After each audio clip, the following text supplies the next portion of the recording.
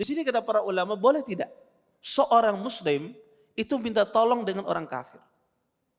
Meminta tolong orang kafir untuk agamanya dia, untuk maslahat agamanya, boleh tidak? Terjadi khilaf di kalangan ahlul ilm tentang masalah ini. Sebagian ulama tidak membolehkan seorang muslim itu minta tolong kepada orang kafir.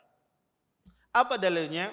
Dalilnya Nabi SAW ketika di dalam peperangan Badar, ada seorang musyrikin mengikuti Nabi dan ingin ikut berperang, dan dikatakan orang ini adalah orang yang sangat ahli dalam menunggangi kuda dan sangat ahli di dalam memainkan pedang.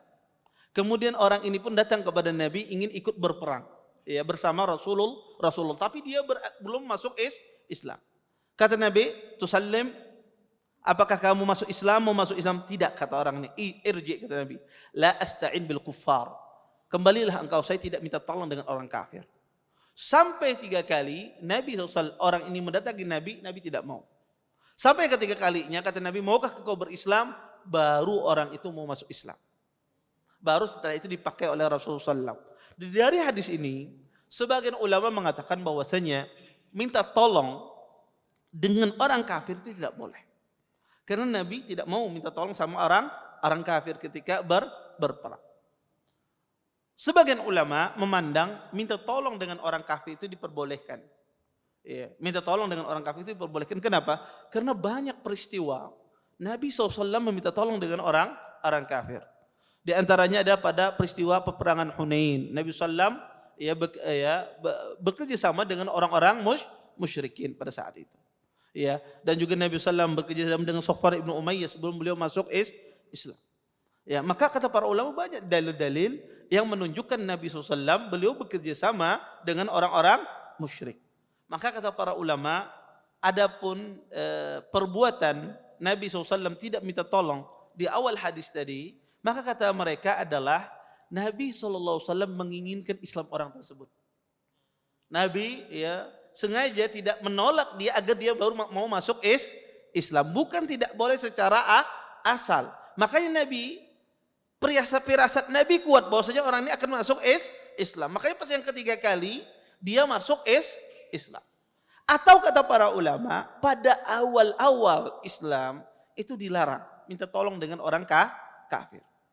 Kemudian menjadi rukhsah, diberikan keringanan. Seseorang boleh dia bekerja sama minta tolong kepada orang kafir untuk menjaga maslahat kaum muslimin. Ya. Maka diperbolehkan. Ya. Oleh karena itu kata para ulama ya, termasuk dalam hal ini adalah menyewa orang kafir, ijar orang kafir. Ya, antum ya membikin sesuatu misalnya, membikin suatu tempat untuk maslahat bagi kaum muslimin misalnya. Kemudian tidak ada yang bisa mengerjakannya kecuali orang kafir, maka boleh seseorang meminta pertolongan dalam hal ini. Maka kata para ulama, pendapat yang paling kuat dalam masalah ini adalah di antara pendapat yang melarang dan yang membolehkan adalah pendapat yang membolehkan.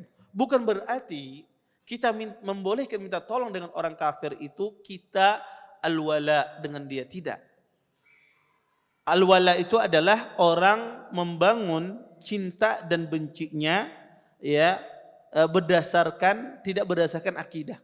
Artinya seorang muslim itu kalau al-wala wal bara, kita itu mencintai seseorang itu kita melihat sejauh mana akidahnya, sejauh mana manhajnya. Kalau seandainya dia seorang muslim berakidah benar, bermanhaj yang benar, maka kita cintai. Lebih kita cintai daripada saudara kita yang mana saudara kita itu tidak berakidah benar, tidak bermanhaj benar, karena inilah saudara saya seakidah, saudara saya semanhaj. Ya, maka itu al-wala. Rasa benci dan cinta itu dibangun atas dasar akidah. Ya, bukan atas dasar yang lain. Maka sebagian orang mengatakan kalau kita minta tolong sama orang kafir, maka berarti kita mencintai orang kafir. Tidak. Bermuamalah dengan orang kafir itu boleh. Bermuamalah tidak menunjukkan al-wala. Mau bermuamalah dengan orang kafir tidak menunjukkan kita mencintai dia. Makanya Nabi SAW kadang bermuamalah dengan orang Yahudi di kota Madinah. Bahkan Nabi SAW meninggal, dir'uhu marhunah. Ya, baju besi Nabi tergadaikan dengan orang Yahudi. Ya. Maka kata para ulama bermuamalah itu sesuatu yang lain.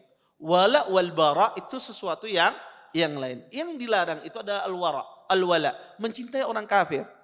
Bermuamalah belum tentu Anda mencintainya. Maka orang kalau takjub dengan orang kafir, misalnya ya ibu-ibu ketujuh nonton drama Korea misalnya. Iya, kemudian suka dengan artisnya, mencintainya sampai tetangis-tangis misalnya. Ya, dramanya membaca Al-Qur'an kada pernah menangis. Ya. Sampai tetangis-tangis melihat tersebut. Kemudian dia ini al-wala, ini yang tidak boleh. Ini al-wala semacam ini yang tidak boleh. Ya. Atau seseorang itu berlepas diri dari seorang muslim padahal dia berdasarkan Al-Quran dan Sunnah, ini yang dilarang. Maka al-wala wal bara itu dibangun berdasarkan akidah, berdasarkan manhaj. Adapun sekedar bermuamalah itu diperbolehkan. Kita bermuamalah dengan orang kafir itu diperbolehkan, dan itu tidak ada kaitannya dengan al-wala wal bara. Ya. Termasuk dalam hal ini seseorang minta tolong dengan orang kafir dalam rangka menjaga maslahat kaum muslimin, maka itu diperbolehkan. Maka itu tidak diperbolehkan dan tidak dilarang di dalam Islam. Terima kasih. Jazakumullah khairan wa barakallahu fikum. Video ini dibuat atas partisipasi dari donasi Anda. Semoga menjadi amal jariah bagi Anda semuanya.